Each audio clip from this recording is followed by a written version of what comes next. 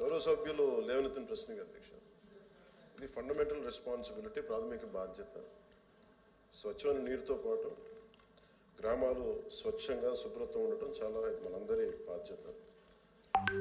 Okay, ఈ ప్రభుత్వం రాగానే గౌరవ సభ్యులు లేవనెత్తింది అసలు ఇంత చెత్త కలెక్ట్ అవుతూ ఉంది. మెయిన్ మనకున్న సమస్య మనకి సరైన స్థలాలు లేవు దానికి సేకరించడానికి. వీటన్నిటిని దృష్టిలో పెట్టుకొని మన అధికారులతో కూడా కూర్చొని చెప్పింది ఏంటంటే, ఇప్పుడు మల్టీగ్రేడ్ వాటర్ స్కీమ్ లాగా అసలు మొత్తం మండల్ హెడ్ క్వార్టర్స్గా ఉండి మెయిన్ ఈ డంపింగ్ యార్డ్స్కి సంబంధించి ప్రతి గ్రామం నుండి ప్రత్యేకంగా కొన్ని బండ్లు పెట్టి చెత్తను సేకరణ, ఎందుకంటే కొన్నిసార్లు కొన్ని గ్రామాల్లో స్థలాల సేకరణ కొంచెం కష్టంగా, ఎందుకంటే కనీసం స్కూల్స్కి కూడా సెంటు భూమి లేని గ్రామ పంచాయతీలు ఉన్నాయి అధ్యక్ష. అందుకని ప్రత్యేకించి మేము ఆలోచిస్తుంది ఏంటంటే, ప్రతి ఒక 10-12 గ్రామాలని ఒక ఉమ్మడిగా తీసుకొని వాటికి సంబంధించి ఒక కామన్ డంపింగ్ యార్డ్ని తీసుకొని ప్రతిపాదన చేస్తున్నాం అధ్యక్ష. దీన్ని కొద్ది రోజుల్లో మీకు దీని మీద ఒక సమగ్రమైన వివరాలు తెలియజేస్తాం.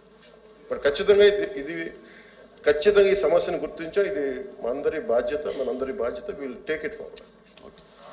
Question number 13502 deputy chief minister గారు.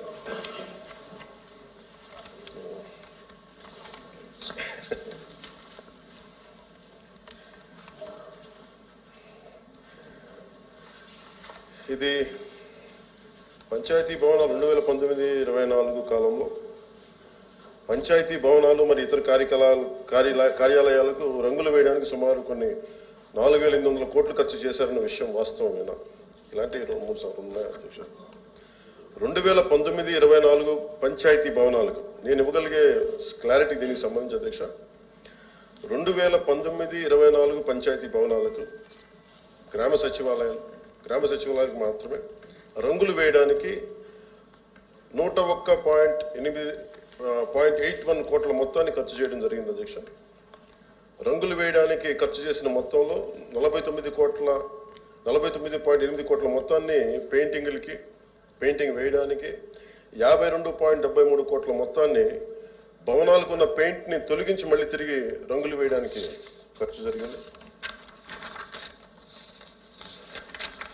బి ప్రశ్నకి అది అన్ని కార్యాలయాలకు సార్, నేను చెప్తాను ఓన్లీ పంచాయతీ భవనాలు. బి ప్రశ్నకి ఏమి లేదండి. గ్రామ సచివాలయాల భవనాలకు ఉపయోగించే రంగు విధానాన్ని ప్రశ్నిస్తూ వివిధ పార్టీల్లో హైకోర్టులో రిట్ పిటిషన్లు దాఖలు చేయడం జరిగింది. అలాగే మూడో ప్రశ్నకి హైకోర్టు జారీ చేసిన ఆదేశాల ప్రకారం రంగులను తొలగించి కింద విధానంలో భవనాలకు తిరిగి రంగు వేయించవలసిందిగా ప్రభుత్వంలోని జిల్లా కలెక్టర్లు మరియు జిల్లాధికారులను ఆదేశించడమైంది. గ్రామీణ గిరిజన రంగోళీ పెయింటింగ్ యొక్క విలక్షణమైన లక్షణాలతో టెర్రకోట రంగులకు పైన 8 అంగుళాల వెడల్పు గల బోర్డర్ డిజైన్తో నేల నుండి 2.5 అడుగుల ఎత్తుతో భవనాల భాగంలో హాఫ్ వైట్ రంగుకు మరియు దిగువన టెర్రకోట రంగు వేయడం. రామారావు అధ్యక్ష, అంటే గౌరవ ఉప ముఖ్యమంత్రి గారు చెప్పిన సమాధానం వారి శాఖ వరకు, వారు ఇచ్చిన ఇన్ఫర్మేషన్ అది వారి శాఖ వరకు ఇచ్చారు. బట్ ఇక్కడ మేము అడిగిన ప్రశ్న ఏంటంటే, అదర్ డిపార్ట్మెంట్స్లో కూడా ఈ రంగులు వేయడానికి అదర్ డిపార్ట్మెంట్స్ కూడా అన్ని భవనాలకి రంగులు వేశారు. దానికి సంబంధించి మాకున్న ఇన్ఫర్మేషన్ ఏంటంటే, మీరు ఇక్కడ ఉందండి, ఇక్కడ ఉంది. ఇప్పుడు రామారావు గారు పంచాయతీరాజ్ మంత్రిగా ఆయన బిల్డింగ్ల వరకు చెప్పగలుగుతారు తప్ప మొత్తం రాష్ట్రం ఉన్న బిల్డింగ్లన్నీ ఆయన చెప్పలేరు కదా. అదే ఎవరు కోఆర్డినేట్ చేయాలి మీరు తర్వాత చూద్దాం. ఆయన ప్రశ్నకి సరైన సమాధానం చెప్పారు. మీకు ఏదైనా ఇంకా సప్లిమెంటరీ కావాలంటే అడగండి అంతే. ఇక్కడ అసిస్టెంట్ సెక్రటరీ ఉంటారు కదా, ప్రశ్నోత్తరాలు చెప్పండి అధ్యక్ష. ప్లీజ్ నేను చెప్పండి, ఇది కరెక్ట్ కాదు. మీరు ప్రతిదానికి ఇంటర్వ్యూన్ అయ్యి మీరు కూర్చోండి. అరే మీరు కూర్చోండి. ఏంటిది అరుణ్ గారు, మీరు ప్రతిదానికి కూడా మీరు ప్రతిదానికి లేగొద్దు, కూర్చోండి. రామారావు